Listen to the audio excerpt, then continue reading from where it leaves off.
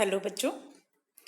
बच्चों, हमने अपने पिछले वीडियो में आपकी हिंदी पाठ्य पुस्तक खुलते पंख का पाठ 3 पढ़ा और उसका जो मौखिक प्रश्न थे उस पाठ के उसको किया, और पाठ के जो बीच से जो प्रश्न पूछे जा सकते थे उसका मैंने आपको अभ्यास कार्य करवाया था कि किस तरह अगर पाठ के बीच से कोई प्रश्न अगर पूछा जाता है तो आपको किस तरह से पाठ में से उत्तर ढूंढ सकते हैं, और आप उसको किस तरह से किसी भी रूप में अगर प्रश्न पूछा जाए पाठ के बीच में से तो आप उसका उत्तर दे सकें। तो यहाँ तक हमने पिछले वीडियो में किया था। बच्चों, आज के इस वीडियो में इसी पाठ के जो बचे हुए अभ्यास कार्य हैं उसको हम पूरा करेंगे। जितने भी अभ्यास कार्य इसमें बचे हुए उन्हें हम पूरा करेंगे, और पाठ में अगर कहीं कुछ और बचा है समझने के लिए तो मैं उसे दोबारा समझा दूंगी। तो बच्चों, हम चलते हैं अभ्यास की ओर और आपका जो पाठ्य पुस्तक है उसके पृष्ठ पर चलते हैं। और जैसा कि हम हमेशा करते हैं, किसी भी जो वीडियो को आरंभ करने से पहले अगर वो पाठ हम पढ़ चुके हैं तो उसकी एक हम पुनरावृत्ति करते हैं। तो चलिए झटपट हम उसकी एक पुनरावृत्ति करते हैं और फिर उसके हम अभ्यास कार्य को करेंगे। तो बढ़े। तो बच्चों, ये आपका पाठ है, पाठ 3, जैसी करनी वैसी भरनी। ये पाठ हम पढ़ चुके हैं और इसकी हम झटपट एक पुनरावृत्ति मैं आपको करवा देती हूँ।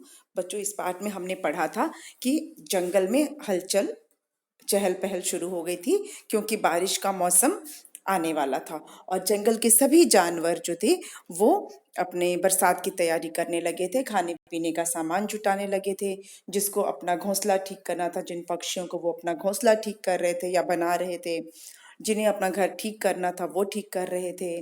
और कुछ लोग जो थे, कुछ जो पशु पक्षी थे वो अपने घर में खाने पीने का सामान, ज़रूरत का सामान जुटा रहे थे। मतलब सभी जो जानवर थे, सभी पशु पक्षी थे, वो सब आने वाले बरसात के मौसम की, वर्षा ऋतु की तैयारी में लगे हुए थे। परंतु बस एक जो टिड्डा था, कामचोर था, वो मनमौजी था और बेकार इधर उधर वो घूमने वाला निठल्ला था, और वह सिर्फ वही था जो बरसात की तैयारी नहीं कर रहा था। तो वो क्या कर रहा था, वो बस इधर उधर घूमता था, हरे हरे पत्तों पे झूला झूलता था, नाचता था, गाता था, अपना समय यूं ही बर्बाद करता था। और जो जानवर मेहनत करते थे उनका वो मजाक उड़ाता था, उनकी वो हंसी उड़ाता था। और वो बाकी जो पक्षी थे या पशु थे उनका वो ध्यान भटकाने का भी प्रयास करता था, कोशिश करता रहता था कि उनका भी ध्यान भटकाए, वो भी मेहनत ना करें, वो भी काम ना करें। वो बया से उसने कहा कि तुम क्या करोगी अपना ये घर वर बनाकर, तुमको इसमें कौन सा दुनिया में तुम्हारा नाम हो जाने वाला है, इसलिए तुम ये काम छोड़ दो, घर वर मत बनाओ और मेरे साथ आके खेलो। लेकिन बया कहाँ सुनने वाली थी, मेहनती ही होती हैं चिड़िया तो वैसे भी।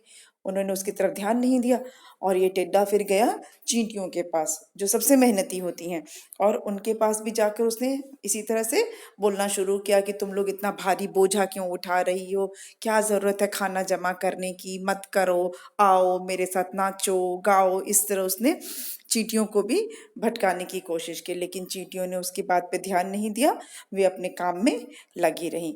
फिर वो गया गिलहरी के पास, एक एक करके वो सबके पास जा रहा था, सबको इसी तरह से कह रहा था कि मेरे साथ खेलो कूदो और नाचो गाओ और मेहनत मत करो।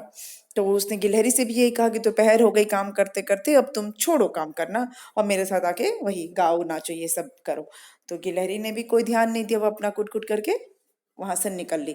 कोई भी टिड्डे की बात का ध्यान नहीं दे रहा था कि वो क्या बोल रहा है, ठीक है, क्योंकि सबको पता था कि सब सतर्क थे, सबको पता था कि बरसात का मौसम आएगा तो कितनी परेशानी हो जाएगी, खाने पीने का सामान नहीं मिलेगा, घर अगर नहीं ठीक करेंगे तो रहना मुश्किल हो जाएगा, क्योंकि बारिश में तो फिर परेशानी होती है ना, सबको होती है, इंसानों को भी होती है और पशु पक्षियों को थोड़ी ज्यादा होती है। तो इसीलिए किसी ने उसकी बात का ध्यान नहीं दिया। फिर उसके बाद बरसात का मौसम आ गया, खूब तेज बारिश होने लगी, तेज तेज बारिश होने लगी। जितने भी जानवर थे जिन्होंने अपनी अपनी तैयारी की थी उनके तो मजे थे, सब अपने अपने घर में छिप गए। खाना पीना तो सबके पास था ही, सबने तैयारी करके रखी थी। लेकिन किसका बुरा हाल था? टिड्डे का। आप बिल्कुल ठीक समझ रहे हैं, टिड्डे का बुरा हाल था। क्यों? क्योंकि उसने तो कोई घर बनाया ही नहीं था, उसके पास तो रहने की कोई जगह ही नहीं थी, तो वो अब बारिश में भीग रहा था, पूरे टाइम बारिश में भीग रहा था। और बच्चों, आपको पता है जब बारिश होती है तो कभी कभी तेज हवा भी बहती है, तो हवा बहने लगी तो उसको ठंड लगने लगी और ठंड से वो फिर ठिठुरने लगा, कांपने लगा और भूख भी उसको बहुत तेज लगाई थी। पर खाता क्या? उसने तो कुछ जमा ही नहीं किया था। कुछ जमा करता तब ना खाता। तो वो भूखा यहाँ वहां भटकता रहा, यहाँ वहां घूमता रहा, खाना ढूंढता रहा, लेकिन चारों तरफ क्या था? खाना। क्या था? पानी। बरसात में क्या होगा? पानी ही होगा ना। तो सारे तरफ, चारों तरफ सिर्फ पानी ही पानी था और खाने को कुछ नहीं था। और टिड्डे की तो भूख से जान जा रही थी, खाना नहीं मिलता तो वो मर भी सकता था, ये हाल था उसका। अब वो इतना भूखा था कि फिर वो रोने लगा और रोते रोते वो चींटियों के पास चला गया। चींटियों, वही चींटियां जिसको वो मना करता था, और चींटियों के पास जाके उसने रोना शुरू किया और उनसे कहा कि मुझे खाना दे दो, नहीं तो मैं भूख से मर जाऊंगा, मुझ पे दया करो। लेकिन चींटियां भी कहाँ कम थी, उन्होंने उसको बताया अच्छे से। क्या कहा कि जब तो तुमको मेहनत करनी थी तब तो बड़ा गाना गा रहे थे, है ना, और हम काम करते थे तो हम पे तुम बड़े हंसते थे, तो अब जाओ। तो टिड्डा को सचमुच बड़ा शर्मिंदा हुआ। अब तो वो पछता ही रहा था, है ना। तो उसने अपनी कहा कि वो अपनी गलती मान रहा है और उसने कहा कि वो भूख से इधर उधर बहुत भटक रहा है। मैं मानता हूँ कि मैंने सबकी हंसी उड़ाई है, इसीलिए तो आज मेरी जान पे बन आई है, इसलिए तो आज मेरी जान खतरे में है, इसलिए तो आज भूख से मरने की मेरी हालत हो गई है। चींटियों ने कहा कि देखो भाई, जैसा करोगे वैसा भरोगे, जैसा काम करोगे वैसा ही परिणाम मिलेगा ना। जब तुमको कहा गया था काम करने को तब तो तुमने काम किया नहीं, तो लो अब भुगतो उसका परिणाम, है ना। पूरी गर्मी तो तुम गाना गाए, तो चलो अब नाचो जाके। और ये कहकर चींटियों ने सोचा, अपना दरवाजा, अपना जो बिल का दरवाजा था, अपने घर का दरवाजा वो बंद करने लगी। लेकिन एक चींटी जो थी उसमें थोड़ी, इसको समझदार थी थोड़ी, तो उसने कहा कि देखो, टिड्डे ने अपनी गलती मान ली है ना। टिड्डो को एहसास हो गया कि उसने गलती की है, तो अब ये मुसीबत में है और हमारा क्या फर्ज बनता है कि कोई मुसीबत में, भले थोड़े उसने कभी गलती की हो, पर उसे पता है ना कि उससे गलती हुई है, तो अब वो मुसीबत में है तो हमें इसकी सहायता करनी चाहिए, इसकी हेल्प करनी चाहिए। तो चींटियों ने क्या किया, टिड्डो को फिर अपने घर में रहने की जगह भी दे दी और खाना भी दिया। तो बच्चों, ये तो थी आपके पाठ की कहानी, जिसे हम पहले समझ चुके हैं, ये तो मैं सिर्फ दोहरा रही थी आपके लिए, है ना। और कल हमने इसके शब्दार्थ भी किए थे अपने पिछले वीडियो में, और हमने इसके मौखिक प्रश्न भी किए थे, है ना। अगर आप वीडियो देखोगे तो आपको याद आ जाएगा कि हमने इसके मौखिक प्रश्न कर लिए हैं, लेकिन हम एक, क्योंकि हम दोहरा रहे हैं तो मैं एक बार फिर से उसको दोहरा देती हूँ। तो इसमें जो मौखिक प्रश्न है उसमें पहला क्या है, जंगल में हलचल क्यों हो रही थी? जंगल में हलचल क्यों हो रही थी? तो जंगल में हलचल थी क्योंकि बरसात का मौसम आने वाला था और सभी जानवर उसकी तैयारी में लगे थे। ठीक है। अब ख, सभी पशु पक्षी क्या करना चाहते थे? सभी पशु पक्षी क्या करना चाहते थे? तो क्या करना चाहते थे? सभी चाहते थे कि वर्षा ऋतु आने से पहले उनके घर में सारा जरूरी सामान आ जाए, मतलब उनकी जरूरत की चीजें आ जाए। वो वर्षा ऋतु शुरू होने से पहले अपना घर और खाने पीने का सामान वो सब उसको जुटा लेना चाहते थे। टिड्डा क्या करता रहता था? टिड्डा क्या करता रहता था? टिड्डा सारा दिन झूला झूलता था, गाना गाता था, नाचता रहता था, और जो जानवर मेहनत करते थे उनका वो मजाक उड़ाता था। घ, टिड्डा रोते हुए चींटियों के पास क्यों गया? टिड्डा रोते हुए चींटियों के पास क्यों गया? टिड्डा इसलिए गया क्योंकि टिड्डे को बहुत भूख लगी थी, वो भूख से मर रहा था। वह खाना मांगने के लिए चींटियों के पास गया। चींटियां कैसी थी? तुम चींटी या टिड्डे में से कैसा बनना चाहोगे और क्यों? तो बच्चों, सबको पता है चींटियां बहुत मेहनती थी और वो दिल की अच्छी थी, है ना। उन्होंने टिड्डे की मदद की। और तुम कैसा बनना चाहोगे? तो ये तो सबको पता है, मैं आपके तरफ से क्या बोलूं, है ना, आप सबको पता है कि कैसे बनना चाहोगे। कोई भी टिड्डा जैसा बनना नहीं चाहेगा, सब तो चींटी जैसा ही बनना चाहेंगे ना। क्यों? क्योंकि चींटियां मेहनती होती हैं और वो दूसरे की मदद करती हैं।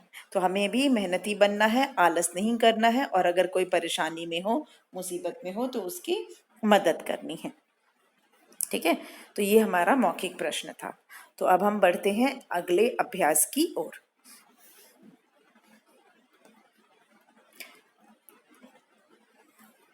सही उत्तर के सामने सही का निशान लगाओ।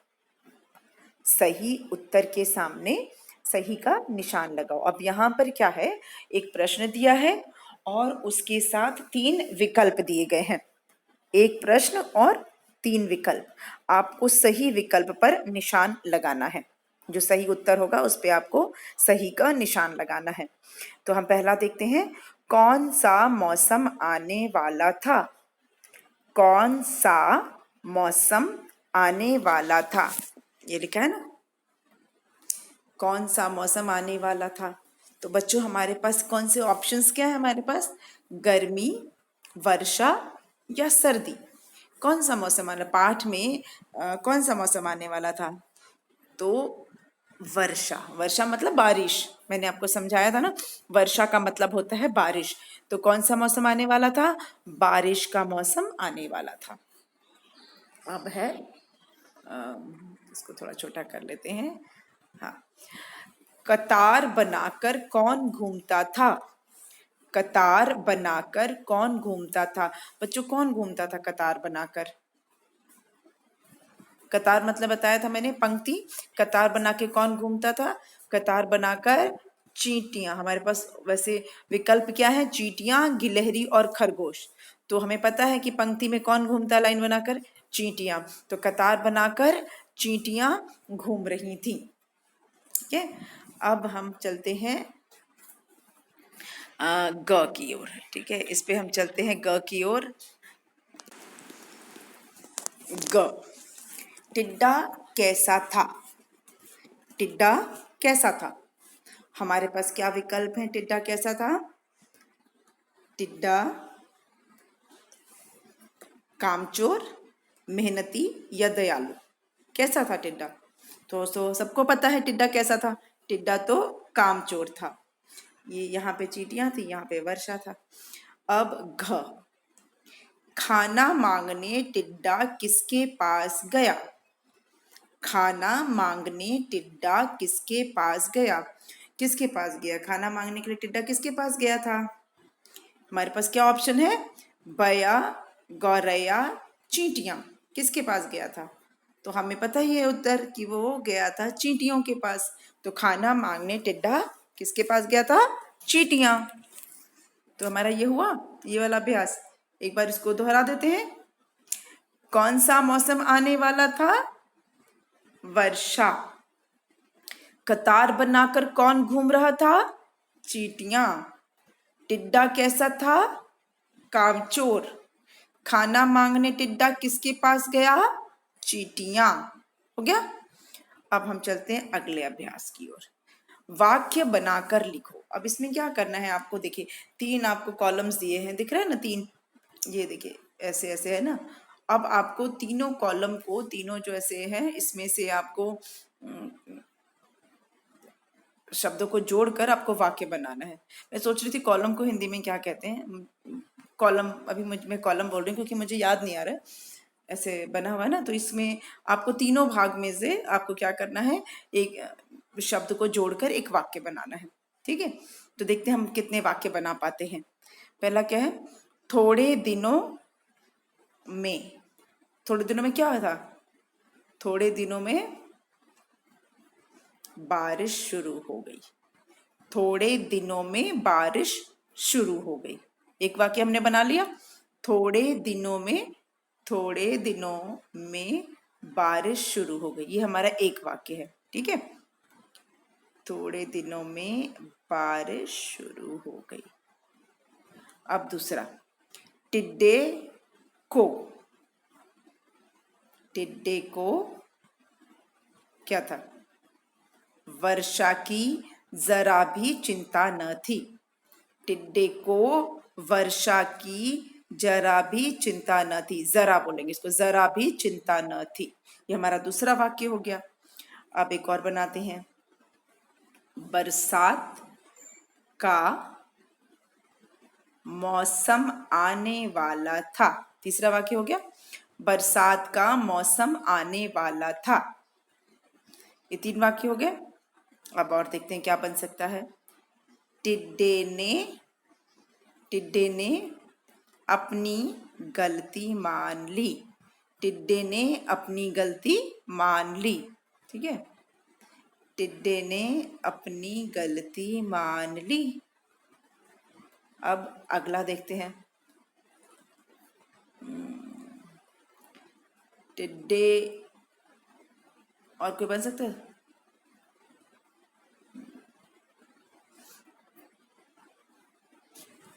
मेरे ख्याल से हमारे इतने वाक्य पूरे हो गए हैं ना।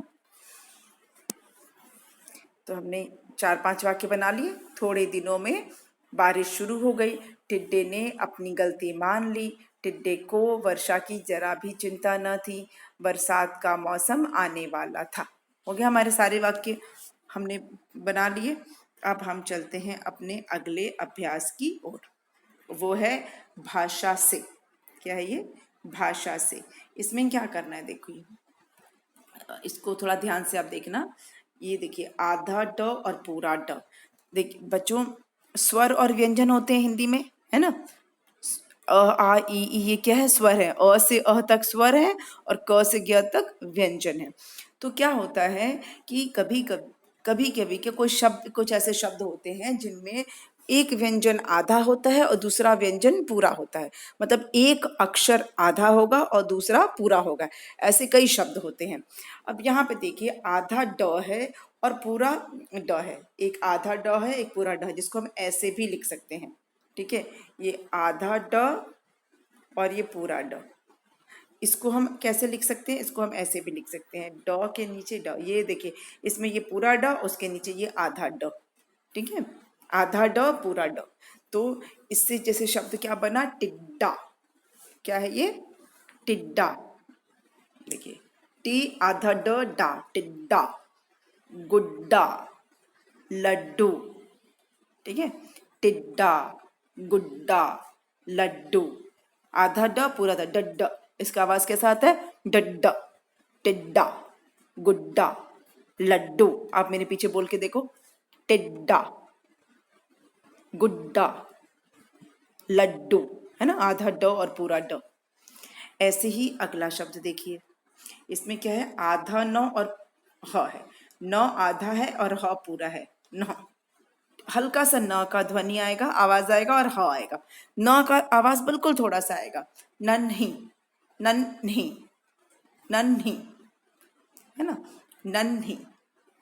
उन्हें, उन्हें, उन्होंने। नन्ही, नन्हा, उन्होंने, उन्हें। ठीक है, तन्हा, तन्हा भी हो सकता है। ठीक है, अच्छा। फिर है उसके नीचे आधा ल और पूरा ल। देखिए ये वाला है ना, एक ल आधा है, दूसरा ल पूरा है। लल्ल, लल्ल। इसका जो थोड़ा ल है, आधा ल है, वो थोड़ा सा आएगा। लल्ल। निठल्ला। आप बोल के देखो मेरे पीछे, निठल्ला, नीठ लल्ला, निठल्ला। बल्ला, बिल्ली, बिल्ला। ठीक है, लल्ला, निठल्ला, बल्ला, बिल्ली, बल्ला। आधा लो और पूरा लो, लल्ला ऐसा आवाज आता है। उसके बाद देखो, आधा त और पूरा त। देखिए, आधा त और पूरा त, इसको आप ऐसे भी लिखते हैं। ठीक है, तो आधा त और पूरा त, तत्त। जैसे तत्त, तत्त, तत्त। थोड़ा सा त और फिर पूरा त। पत्ता, छत्ता, पत्ता, छत्ता, उत्तर, गत्ता। ठीक है, तत्ता, ऐसा ना, तत्ता, पत्ता, छत्ता, उत्तर, गत्ता। तो बच्चों, ये जो शब्द होते हैं, इन्हें आप जितना लिखने और बोलने का अभ्यास करेंगे, उतना आपको अच्छे से इसका उच्चारण आएगा, इससे आप बोल पाएंगे। ठीक है, इसको प्रैक्टिस करने की बहुत ज़रूरत है। एक बार हम इसको देख लेते हैं। डड्ड वाला, टिड्डा, गुड्डा, लड्डू। अब आधा न और हा वाला, नन्ही, उन्हें, उन्होंने। फिर है निठल्ला, आधा ल और पूरा ल वाला, निठल्ला, बल्ला, बिल्ली। फिर है आधा त और पूरा त वाला, पत्ता, छत्ता, उत्तर। हो गया। अब हम चलते हैं अगले अभ्यास की ओर। अगला नहीं, इसी में और है, देखिए। आधा प और य, एक जो अक्षर है वो आधा है, दूसरा पूरा है। आधा प है और य पूरा है। प आधा है और य पूरा है। प्य, क्या ये? प्य। प्यारी, प्याला, प्याज, प्यार, ठीक है। प्याऊ, आधा प और य, प्य। क्या है ध्वनि इसकी? प्य। मेरे पीछे बोलिए। प्यारी, प्याला, प्याज, प्याज, ज, प्याज नहीं, प्याज, प्याज। प्यास भी बोल सकते हैं। प्यास, प्यास लगी है, पानी लग, प्यास लगती है ना, प्यास, ये वाला प्यास। अच्छा, अब देखिए इधर अगला जो है, इसमें भी देखिए एक आधा है और एक पूरा है। अब क्या आधा है इसमें? कोई समझ रहा है कि क्या आधा है इसमें? किसी को पता चल रहा है इसमें आधा क्या है? नहीं, मैं बताती हूँ। इसमें र आधा है। र ना आधा है, और जब र आधा होता है तो वो ना अक्षर के सर पे बैठ जाता है। ठीक है, छोटे बच्चे अपने मम्मी पापा के कंधे पे बैठते हैं ना, वैसे ये सर पे बैठ जाता है। जब र आधा होता है तो अक्षर के सर पे बैठता है। जैसे यहाँ पर आप देख रहे होंगे, ये ऐसा श है और इसके सर पे बैठ गया आधा र। क है तो उसके सर पे आधा, ल है तो उसके सर पे आधा। मतलब जो आधा र होता है वो अक्षर के ऊपर होता है। अर्श, रश ऐसा आवाज आता है। वर्ष, वर्षा, हर्ष, ठीक है। अर्श, अर्श, अर्श, अर्श ऐसा आवाज आता है। वर्ष, वर्षा, हर्ष, र और श दोनों की ध्वनि आ रही है। तो ये समझ में आया आपको? अब हम चलते हैं अगला, चित्रों के नाम लिखो। चित्रों के नाम लिखो। तो ये तो बहुत आसान है। आपको सामने चित्र दिख रहे हैं, बस आपको चित्र देखना है और उसका आपको नाम लिखना है। तो पहला चित्र किसका है? पहला चित्र किसका है? गिलहरी। तो पता ही चल रहा है ना सबको, पहला चित्र है गिलहरी का। ठीक है, गी ल ह री। बच्चों ग में छोटी ई होती है, तब होता है गिलहरी। क्या है? गिलहरी। और ये क्या है? घर। और ये क्या है? घोंसला, घोंसला। बच्चों घोंसला किसका घर होता है? चिड़ियों का, बिल्कुल सही। घोंसला चिड़ियों का घर होता है। गिलहरी, घर और घोंसला। गिलहरी, घर और घोंसला। अब है सुनो और लिखो। सुनो और लिखो। इसमें आपको क्या करना है, ये श्रुतलेख की तरह डिक्टेशन होता है ना जैसे, तो अगर क्लास में टीचर ये शब्द बोलेगी और आपको फिर ये लिखना होगा। तो इसके लिए आपको प्रैक्टिस होनी चाहिए, आपको अक्षर पढ़ना आना चाहिए, आपको इसकी स्पेलिंग सही से आनी चाहिए। ठीक है, तो इसको हम एक बार पढ़ लेते हैं आपके साथ। जंग ग ल। देखो बच्चों, ये ज के ऊपर जो बिंदी है ये अंग का आवाज आता है, आधा न। जंग, बोलिए जंग। नाक से आ रहा, देखिए जंगल, जंगल। ज के ऊपर बिंदी, इसको अनुस्वार बोलते हैं। क्या बोलते हैं? अनुस्वार। जब बिंदी ऐसे होती है तो उसको कहते हैं अनुस्वार। जंगल। फिर है वर्षा। क्या है? वर्षा। फिर है प्यारी। क्या है? प्यारी। फिर है ऋतु। ऋतु, देखिए ये है ऋतु। ये वर्षा, प्यारी, ऋतु। फिर है चिंता। क्या है? चिंता। वर्षा, प्यारी, फिर ऋतु और चिंता।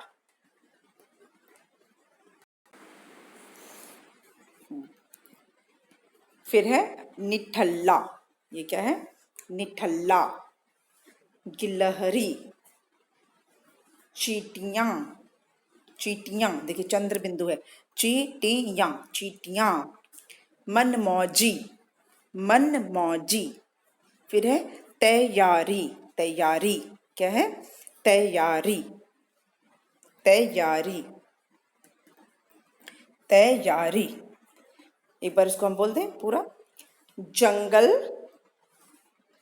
जंगल, वर्षा, प्यारी, ऋतु, चिंता, निठल्ला, गिलहरी, चींटियाँ, मनमौजी और तैयारी।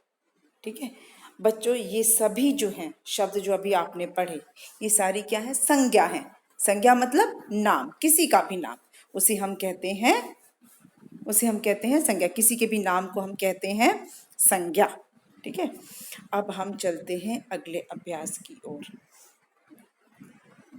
उल्टे अर्थ वाले शब्दों को रेखा खींचकर मिलाओ। उल्टे अर्थ वाले शब्दों को रेखा खींचकर मिलाओ। अब इसमें आपको क्या करना है कि एक तरफ आपको शब्द दिए गए हैं और दूसरी तरफ उन शब्दों के उल्टे अर्थ दिए गए हैं। शब्द के सामने नहीं दिए हैं, आगे पीछे दिए हैं। आपको शब्द का जो एक तरफ जो शब्द दिए गए हैं, इस तरफ जो शब्द दिए गए हैं, इसके उल्टे अर्थ को इस तरफ ढूंढना है और उसके साथ मिलाना है। पहले खोजना है, फिर उसके साथ मिलाना है। सामने सामने नहीं लिखा है, आपको ढूंढ के फिर मिलाना है। समझ में आई बात?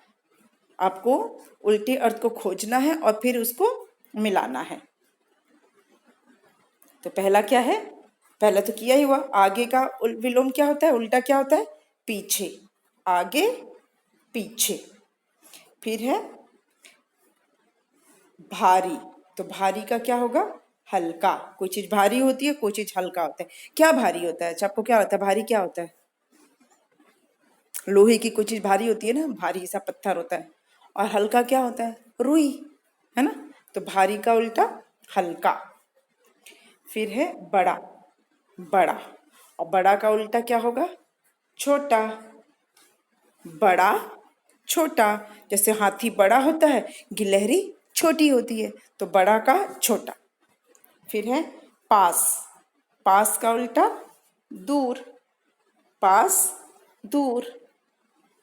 फिर उत्तर, उत्तर का उल्टा क्या होगा? प्रश्न। प्रश्न पूछे जाते हैं तो आप उसका उत्तर देते हो। प्रश्न का उल्टा उत्तर, उत्तर का उल्टा प्रश्न। और फिर है बंद, बंद का उल्टा खुला। दरवाजा बंद कर दो, दरवाजा खोल दो। बंद खुला, बंद खुला। चलिए एक बार इसको फिर से हम बोल दें। आगे पीछे, भारी हल्का, बड़ा छोटा, पास दूर, उत्तर प्रश्न, बंद खुला। तो ये वाला हमने कर लिया अभ्यास। अब हम करेंगे आगे का।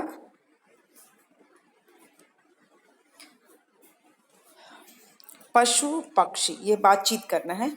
पशु पक्षी बरसात के मौसम से पहले खाना क्यों जमा करते हैं? क्यों जमा करते हैं? पशु पक्षी बरसात के मौसम से पहले खाना क्यों जमा करते हैं? तो बच्चों, जब मैंने ये पाठ समझाया था, जब मैं पाठ पढ़ा रही थी, तो मैंने कई बार आपको ये इस प्रश्न का उत्तर दिया है, पर हम अभी फिर से इसको डिस्कस कर लेंगे, है ना। क्यों जमा करते हैं? बच्चों, जब बरसात का मौसम होता है तो सब तरफ पानी पानी हो जाता है। जो चिड़ियाँ हैं वो उड़ नहीं सकती, पानी सब रहेगा सब तरफ, तो जो जानवर हैं वो बाहर नहीं निकल सकते ना, डूबने का खतरा रहता है। उनको चलने फिरने में परेशानी होती, कीचड़ हो जाता है। हमें खुद कितनी परेशानी होती है ना, रोड पे पानी पानी भर जाता है तो चलने में कितनी दिक्कत होती है। बरसात में तो हम रेनकोट और छाता लेकर निकलते हैं, पर जानवरों के पास तो वो भी नहीं है।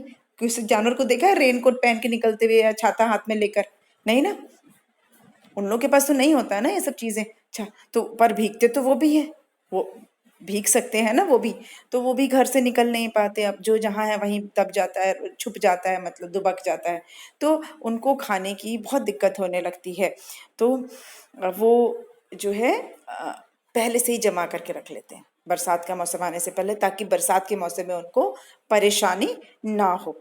ठीक है, इसलिए वो जमा करके रखते हैं। अब हम चलेंगे, पहाड़ों पर रहने वाले किस मौसम के आने से पहले रहने खाने और ज़रूरत की अन्य चीज़ें जमा कर लेते हैं और क्यों? बच्चों, जो लोग पहाड़ पे रहते हैं, जो माउंटेन्स पे रहते हैं, जिनके घर होते हैं, आपको क्या लगता है माउंटेन पे लोग नहीं रहते? अरे रहते हैं, पहाड़ों पे भी लोग रहते हैं, वहाँ घर भी होता है। और वो लोग किस मौसम से पहले अपनी तैयारी करते हैं रहने खाने की? बरसात नहीं, सर्दी।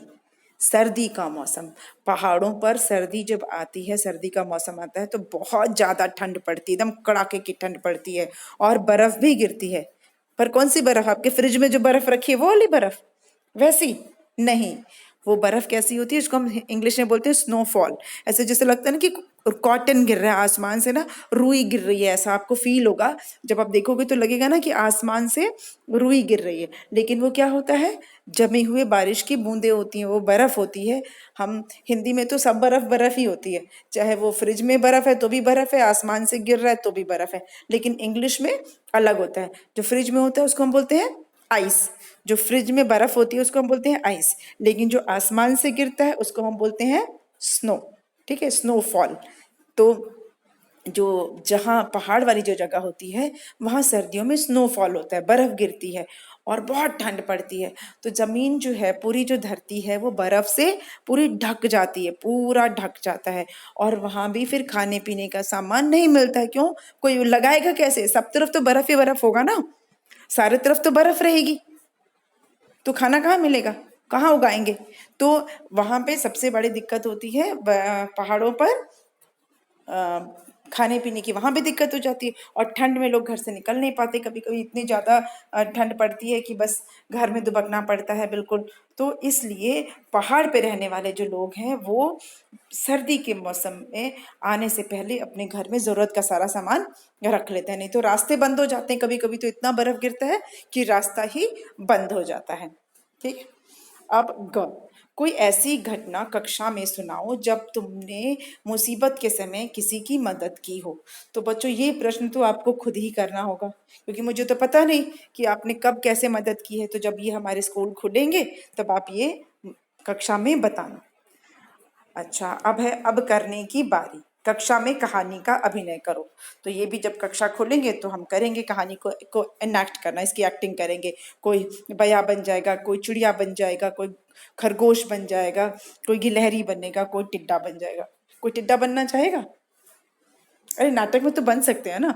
वैसे असली जिंदगी में कोई टिड्डा नहीं बनना चाहेगा, लेकिन नाटक में तो बन ही सकते हैं ना एक्टिंग करने के लिए।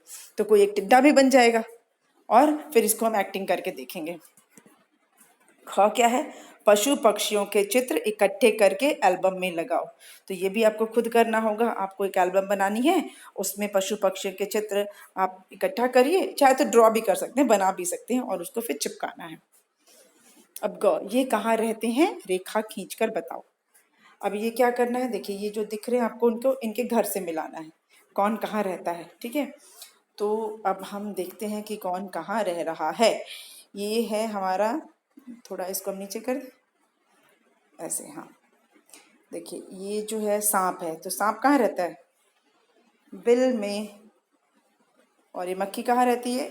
छत्ते में। शेर कहाँ रहता है? गुफा में, मांद में। और बंदर कहाँ रहता है? पेड़ पर। और मछली कहाँ रहती है? तालाब में, पानी में। हो गया ना?